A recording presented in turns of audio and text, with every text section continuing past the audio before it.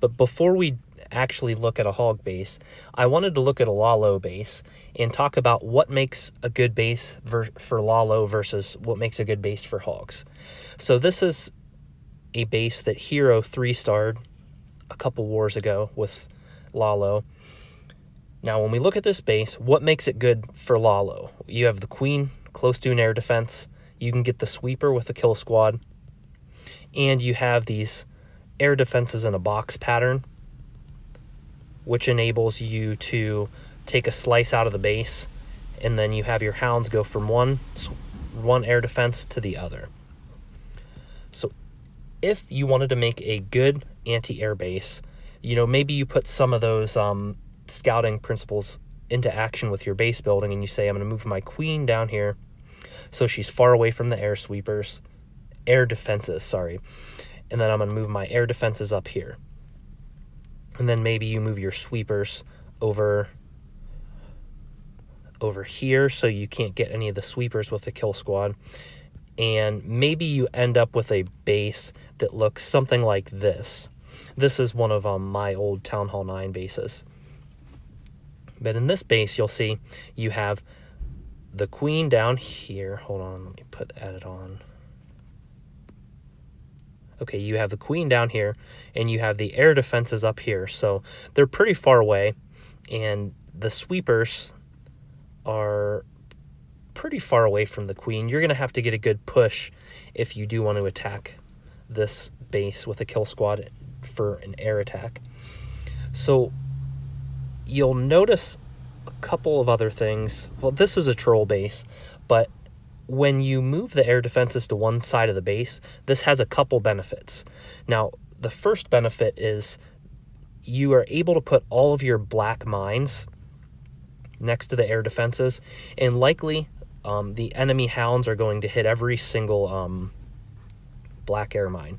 Now, on these types of bases, you also put the red air mines down here in hopes that by the time the loons get to the other side of the base, all of the hounds are gone, and all of the loons are going to hit every single one of those red air mines as well.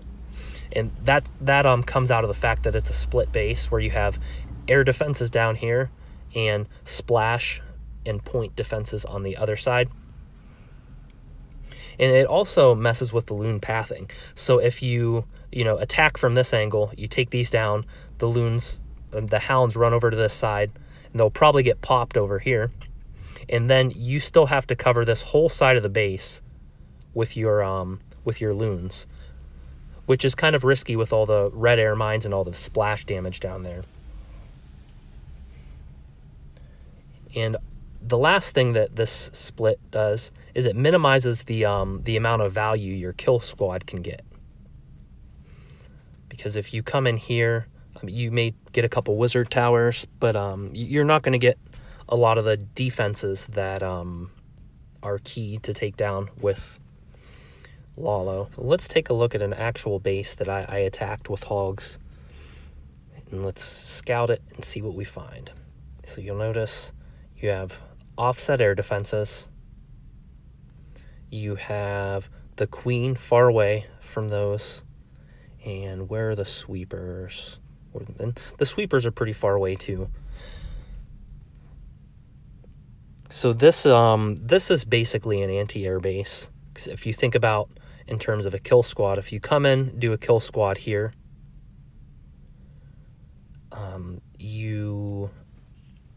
you're going to get the queen, 2 expos, some splash, and you have a ton of real estate to cover up here with your Lalo.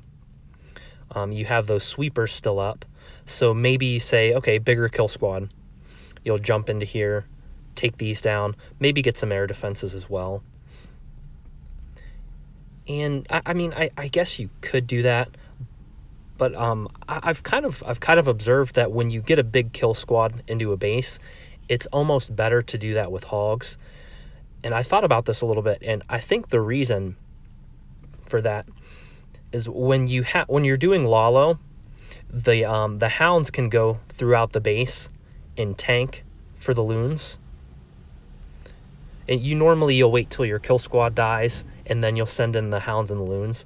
But when you get a big kill squad and you take out this big chunk of the base and you send in your hogs early, your kill squad will be here, and you have all of these defenses shooting inward. So your kill squad kind of serves as a tank for your hogs as they go around the base. So when you have a base like this that's anti-air, it's helpful to send in a big kill squad and then do hogs. And additionally, when you have these air defenses clumped up like this, that reduces the amount of DPS that this side of the base can do to hogs. Because anytime you see an air defense, that's a place where a ground attacking defensive unit can't be. What else do we see? Expos. So expos kind of give hogs a little bit of trouble. So it's always good to minimize the amount of expos you're attacking when you do hogs. If we bring in a kill squad here, you're going to get both of those expos.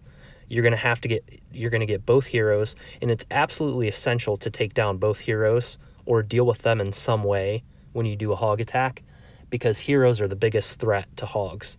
And obviously we didn't have to worry about the queen on Lalo because he can't attack air, but he will definitely hack away at the hogs.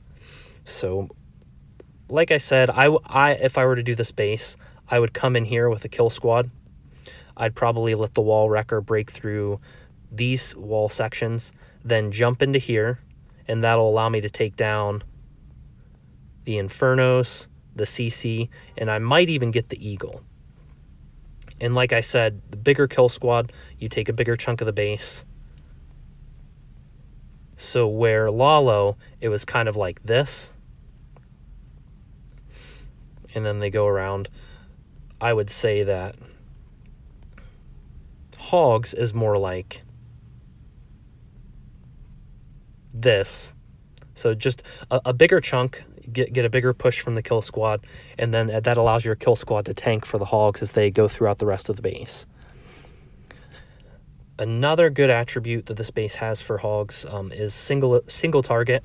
So we plan on getting these with the kill squad, but if we miss them, it's not a huge deal because these things are so slow to attack, like attacking units with small space. It's not even really that big of a deal because, I mean, it maybe attacks a hog every 5 seconds. So if you think about that, in 30 seconds, it may only be able to take down 6 hogs. So the single target Infernos are great for hogs. And I think you really saw hogs becoming more popular after people started switching their Infernos from multi to single when they nerfed the Infernos. Last thing, bomb towers down here. These are important to deal with, and you'll see on my attack, to make the funnel, I'm going to send a golem on each side, and I think I'm following it up with bowlers. The reason I'm doing that is because I want to get both of the bomb towers down and the wizard tower. So I'm getting rid of a lot of splash by doing the golem bowlers on the sides there. And it's always good to try to get as many of those bomb towers as possible. And you'll also notice that people are pretty lazy about where they put their bomb towers a lot of the times. So, I mean, sometimes you'll see some way out on the perimeter. And with those, you just drop 2 loons and then you dealt with the bomb tower. I think that's about it. So let's actually get into the attack for this one. One thing I forgot before we get started on this attack. You want to look for spaces where double bombs could be before your attack so that you know where you're going to drop your heals. Because you want to have that plan beforehand so you can pre-drop. You don't want to be surprised by the bombs. So I probably would expect a giant bomb to be right there. Probably right here in front of those wizard towers. And then maybe one over here. Now we can get into the attack.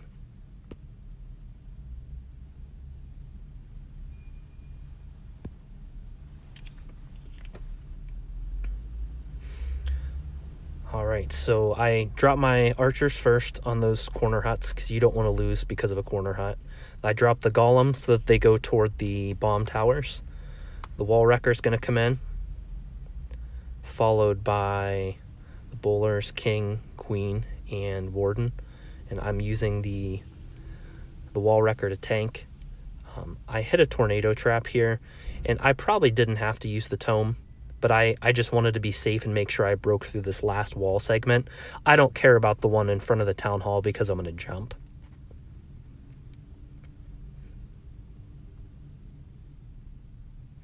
All right, so the kill squad's getting a really good push.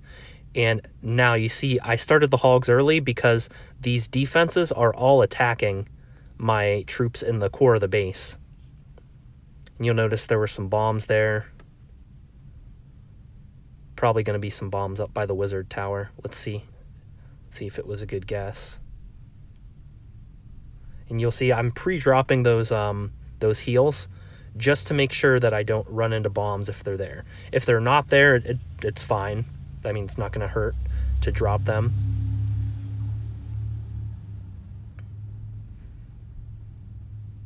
And at this point, this base is basically done. I could have even brought some more cleanup. Let's speed it up a little bit.